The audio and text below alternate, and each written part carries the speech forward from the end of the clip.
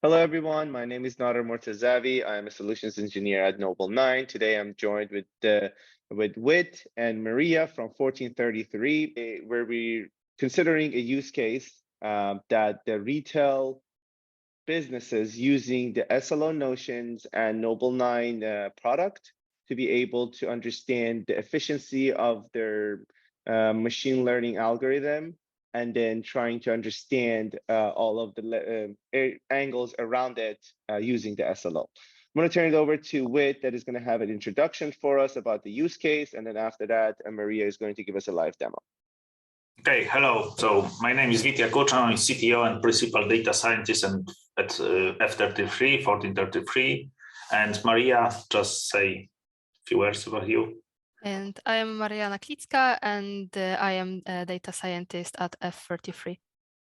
Okay, so Nader, thank you for introduction. I will share the presentation with us to explain the use case. So the business case is the following. So the customer is e-commerce, and e-commerce has a search box. And the search box is very important part of selling products for e-commerce. So what we wanted to help our customer with was to make the search box more efficient. And for this, we needed to improve search quality. So when you put the name of the product or in the more natural way, the better, and to have the good response. But on the other hand, the customer wanted to have the response that is fitting their business needs. So if you know the customer, like the logged in customer, you could use some optimizer recommender that could tune the search output, and also to show how this change the way the search output is presented. And the success here is that, when you type the search query, you get the output. If you click within 5 to 10 seconds, then we say we are success improving the sales for e-commerce. So there are a few challenges when you think about this use case. So first, as I said before, optimizing is critical because this is giving the biggest value. Second, customers are changing the way they decide whether to click or not, and you don't know upfront how they would change. So you have to adapt, and you have to adapt quite fast. So you cannot adapt like you will train your model next day. It should be within 5 minutes. And the last thing, this is a lot of event-based logic, and this system is really dependent on a lot of IT services communicating to each other, and monitoring all the system, both ML and technology, is quite challenging. Nevertheless, the critical question we wanted to ask: can we have autopilot mode for optimizing recommender or search and recommender for e-commerce? So what we decided to use as a solution requirement. So first, we wanted to have Google-like search engine, and this is available in Google Retail Suite, part of GCP. Also, we wanted to be able to have near real-time monitoring of the performance of the search box. And if the performance drops, we wanted to, in an automatic way, retrigger training so that the optimizer created by us could change the policy it presents the results. And also, we wanted to be able to monitor IT and ML part. ML performance, when was the training, what was the situation at the training moment, and IT, like typical IT, latency or availability of the services. And what was also important for us, we wanted to be able to track historical alerts using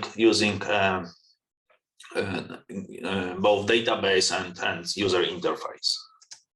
So that's the architecture of the solution. So on the left, you have a user interface, the web page of the customer using PubSub service. The queries are pushed into a F33 optimizer that is composed of 3 parts. This is retail search. This is part of GCP offering, recommendation engine. So this gives us information what products possibly a user would be interested to buy. And the last is our business rules. This is an optimizer layer used by us to change how we present the search output. And this is ingested with events data. So people are putting the search. We are sending the search output, then they click or not. So this is events data that is collected. And also customer has a products catalog so that it's integrated with all the solution. And as on the picture, the Nobl9 solution is here as a monitoring and orchestrating solution used for.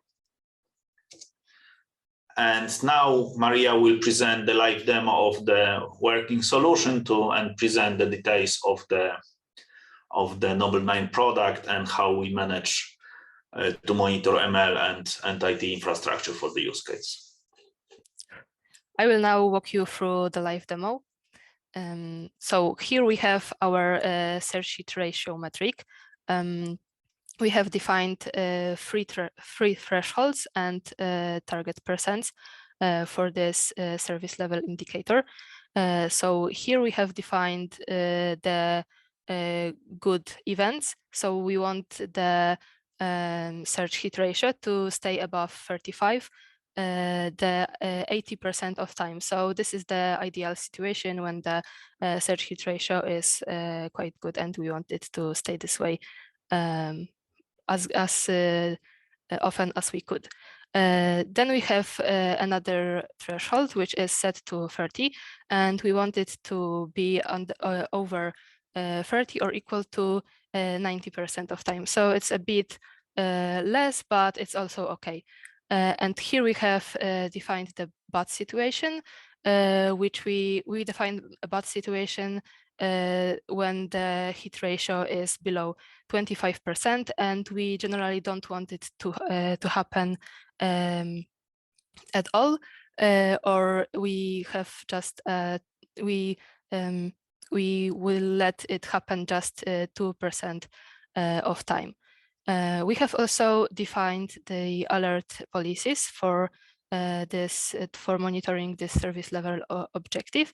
And the first one is alerting for services crash.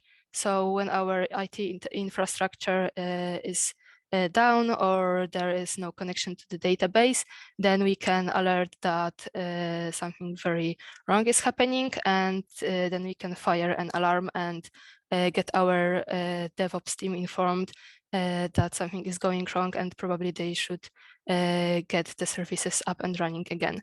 The other alert is the alert for updating the model. So when we use the machine learning powered solutions, as Vit said, they can the predictions can drift from the ideal because of the preferences of the users and other events.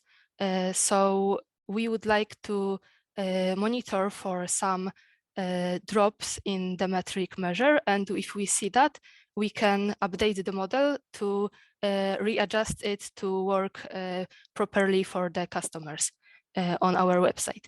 And now I will go to the detailed page of the search hit ratio. Okay, here we have a view of 12 hours of monitoring, and we can see that there are some fluctuations in the service level indicator, but it generally stays above 35%, which is good. But we have an event here. I will make it larger, zoom it in. So here we can see that the service level indicator dropped from above 35% to under 10. And this is a very bad situation, and it probably means that the IT layer crashed. So we fire an alarm here, and we can see that after several minutes, it went up again to the level that it was before. So the IT crash was taken care of. Another situation happened here. So we can see that the service level indicator measure, it dropped, but it didn't drop as much as earlier. So the burn down wasn't as large as in when the IT crashed, IT services crashed. So we see that it is below 30, but above 25, and we can monitor that. And if we can see that this trend was persisting for several minutes, so we can then fire the alert for updating the model. And then we can see that if when the alarm was fired, the model was updated, and the accuracy of predictions, so also the search hit ratio, went up. But we can see that it didn't go up as much as we would like it to go. So we fire another alarm for adjusting the model. And after several minutes, we can see that the service level indicator went up to the original level. So this is what we wanted to happen. And we have also another similar event here. We can also see that the same situation happened. So the metric dropped, but it didn't drop very much, but it also dropped noticeably. So after several minutes, we fire an alarm for updating the model. And then once again, we update the model to get its prediction quality back to normal and our search hit ratio level back to above 35%. So that's great. So it seems like every time that an alert gets fired, we have an annotations that gets automatically added to your charts, and that is the indicator of which one of the type of services you're running, whether you're updating the model or you're actually choosing not to take any actions at this time. So that's a really great way of informing everybody else that are looking at these charts as well. So it seems like every time an issue happens, you whether choose based on the severity of that to either retrain the model or update the model, or you can monitor it, and if it goes back up, you're not taking any actions. Is that correct? Yes. And it's also worth mentioning that when we send an alert for retraining the model, it can happen automatically. It doesn't require any manual actions. That's wonderful.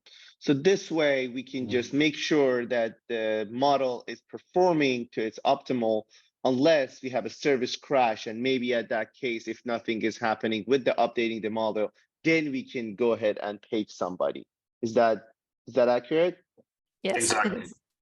Okay, that's wonderful. That way we can really try to reduce the number of alerts and just making sure the engineers are not always taking a look at every single crash that is happening. And that's the main power of the SLOs as part of including it with these with the ML models that could really reduce the hours of engineering time monitoring the model and getting alerted on the error budgets. Since every time we have a drop on the SLO, we're burning a little bit of an error budget.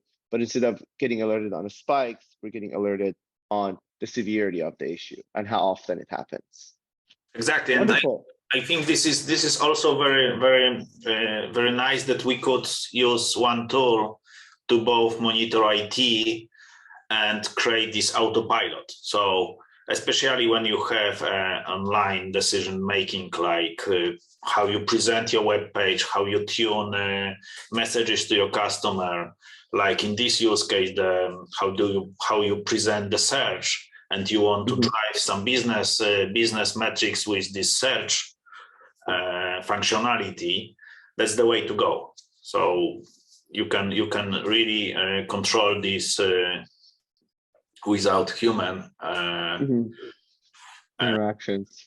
Yeah, so that's really interesting for us and for our offering. Okay, so let me summarize what we found interesting. So first, as I said and Maria presented, so autopilot mode, especially when you think online, decision making is a way to go. So there is no time for a human to retrain the models, because when you create such models like multi-armed bandits or Thompson sampling approaches, they are constructed in a way that they learn online. So leveraging this feature and Nobl9 alerting feature, we can, as Maria presented, make an agent that's, when informed that your performance is dropping, then agent can update internal state and get back to the proper level it was designed for. What was nice that we could use only Nobl9 for that, besides ML part. And also the benefit was that, it's not only steering the ML agent, but it will also help us to maintain the whole solution from the IT perspective. Then the next thing that was good and nice, important to notice that using Nobl9 is easy. So both integration and configuring, that's very intuitive. And integration, there is a lot of connections, so everyone can choose how to provide data to Nobl9. And the last, Google search power. We know Google, everyone knows Google. So that's also a great feature of the whole solution that gives huge value to the customers. Thank you for your time. Thank you, Nader, for your invitation and for having such a great tool. Of course. Well, thank you so much for both of your time, and it was great working with you. And yeah, it was a great demo, Maria. Thank you so much. Thank you. Thank you.